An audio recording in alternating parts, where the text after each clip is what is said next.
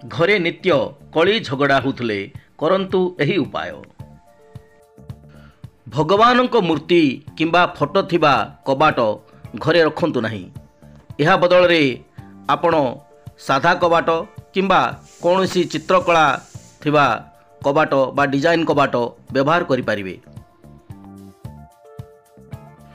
ସକାଳ ପୂଜା ସମୟରେ କିଛି ହଳଦିଆ ସୋରିଷ ନିଅନ୍ତୁ ଓ ଇଷ୍ଟଦେବୀଙ୍କ ପାଖରେ ରଖି ସ୍ମରଣ କରି ତାହାକୁ ବାହାର କରି ଘରର ଚତୁଃପାର୍ଶ୍ୱରେ ପକାଇ ଦିଅନ୍ତୁ।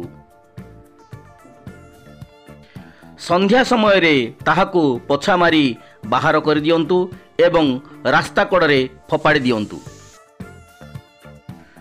ଗୋଟିଏ ଛୋଟ ମାଟି କଳସରେ କିଛି ହଳଦୀ, ଗୋଟା ଗୁଆ, ଗୋଟା ଲୁଣ ଓ କଳା ସୋରିଷ ନିଅନ୍ତୁ ଏବଂ ଲାଲ କପଡ଼ାରେ ତାକୁ ବାନ୍ଧି ରଖନ୍ତୁ।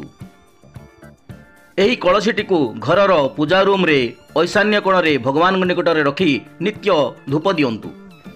ଅଳ୍ପ କିଛି ଦିନ ମଧ୍ୟରେ ଦେଖିବେ ଘରର କଳହ ଝଗଡ଼ା ସବୁ ଦୂର ହୋଇଯିବ ଏବଂ ଘରେ ସୁଖ ସମୃଦ୍ଧି ବଢ଼ିବ।